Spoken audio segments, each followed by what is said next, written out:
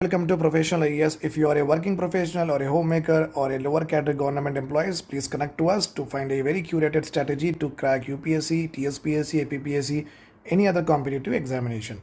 So today we are learning economic short number 19, and the highlight is very important here. Household consumption expenditure survey has been released by the government of India agency, that is National Sample Survey Organization. Household is nothing but a family of 5 members, mother, father and 3 children, and consumption expenditure is nothing but how much expenditure from our pocket, from our salary we are doing to consume food items or any other beverages. The survey is all about this. Let us go ahead in our discussion. Concept of inflation.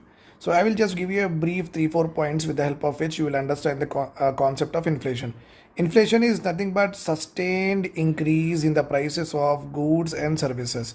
Maybe pen, pencil, rubber, sharpener, Lifebuoy, okay, Boro plus whatever it is, the goods increases, their prices increases, or ticket prices, movie ticket prices, gym prices, or transportation prices increases. Sustained is important here. Suppose if it may happen that okay, in the month of March the prices increased, in the month of April it is decreased, then in the month of May it is increased. This is not called as inflation. Sustained increase in the prices of goods and services is called as inflation. One more important point here is if the only hygiene and sanitation products are increasing and all other prices of other products are not increasing, like electronics is not increasing, clothing is not increasing, only Harpic is increasing, Lifebuoy is increasing. So 1, 2 or 10 products, their prices are increasing over a period of time, then also it is not called as inflation. Okay, why? Because there is a basket of commodities is there, basket of commodities we say. Okay, what is this basket of commodities? Here all the important items of our daily needs are put here, whether it is pen, pencil, sharpener, paper, okay, recharge is there, then soap is there, Colgate is there, toothbrush, LPG is there, okay, rice is there, wheat is there, nearly about 500 plus items are there.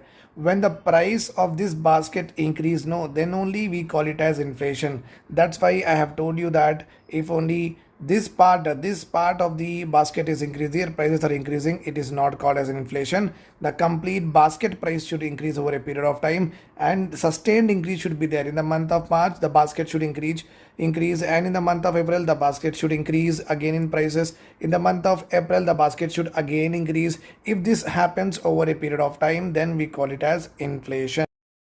Two more important points that you have to remember. One is called as headline inflation. Headline inflation is nothing but the basket price, if it increases, we call it as headline inflation. Means the prices of the goods and commodities are increasing. Directly we will calculate this year and this year. One base year will be there, and this is the present year will be there. Base year is the year which we have taken in order to measure the increase in prices from the present year to that year. Okay, it is decided by the government, and based on some formula they will decide it. So we don't need to go into why they will decide only this year as a base year. So basically 2011 and 12, okay, what were the prices of this basket commodities, goods and services in 2011 and 12, and what is the prices of the same goods and services in 2024? If there is an increase is there, we call it as headline inflation. Another one also we are having, that is called as core inflation. Okay, in the basket, fuel and food, if these two are removed and all other commodities, if we see their increase in prices or decrease in prices, then it is called as core inflation. Core inflation is nothing but increase in the prices of goods and services excluding food and fuel, because food and fuel are very volatile. Fuel is basically we are dependent on foreign countries, so how the global supply chain of the oil will respond to any of the global crisis like Ukraine war, Israel war, etc., we don't know. So anytime the prices of the oil may increase, may decrease, so we are not having fuel prices control. In the same way, our agriculture is also there, the food grain production is also there. It is completely climate dependent. We may have drought, we may have excess rainfall, we may have wastage, we may have a cyclone. Okay, anything is possible even in food, because agriculture is driven by natural factors. Okay, also have impact of climate change also over a period of time. That's why as this food and fuel prices are not under control of us, that is the reason, excluding these two, all other goods and prices will calculate and will compare. If any increase is happening, then we call it as core inflation. Now learn about the highlights of household consumption expenditure published by NSSO. Good news for all of us, India's headline inflation is going down. It means the price of the basket of commodities is coming down, and when the price of the goods and services are going down, then RBI will decrease the interest rate and banks can give us easy loans, okay, without much hustle. That's why it will create more room for the monetary and fiscal policy and spur economic growth in our country. The consumer price index, because we are the consumers, we are buying the goods and services. That's why from our end, the price increase is calculated by the government. So the CPI is basically the base year is 2011 to 12. According to this particular survey, okay, out of all the goods purchased by the rural areas, rural consumers, 54.2% of that weightage is given to the food, whereas for the urban people, urban consumer, food weightage is given around 36.3%. Overall, food weightage in both urban and rural consumer price index is given nearly 46%.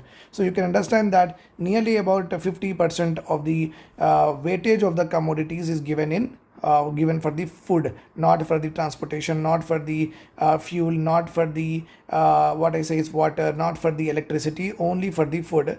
Nearly about 50% weightage is given, and you know the concept of weightage. Weightage is assigned in order to see that whatever the outcome is there, the outcome is driven by that particular weightage or not. Okay, right. The other highlights are given here. It says that according to this survey, household consumption expenditure survey shows that a lower proportion of food spends for both rural and urban consumer. We are spending less. We are spending less. You and me and those who are living in urban and rural areas, we are spending less on food. Basically, maybe you are going to a lot of discos. Maybe you are like going to a lot of trips. Maybe you are spending a lot of money in TikTok, etc. That's why the food expenditure both in rural and urban areas has reduced. Rural spending on food and beverages has dropped from 46.4%, okay, from 52.9% in 2011 to 12. So 2011 to 12, it was around 52.9% of rural consumer used to spend their money on buying what? Food, whereas today 2023 it decreased to 46, while the same happened with the 39.2% for the urban peats. Okay, we used to like urban people used to do the expenditure on food. Out of our total money, we used to purchase the food of 42.6%. Now we are doing it 39.2%.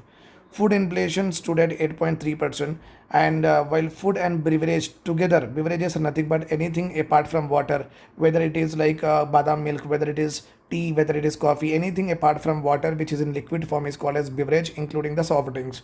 So if we take the food and also beverages, the inflation is like 7.6%, means 100 rupees is food and you can say the beverages you are able to buy. Now it became 107 rupees. 7% increase happened in food grain prices and also what beverages prices together.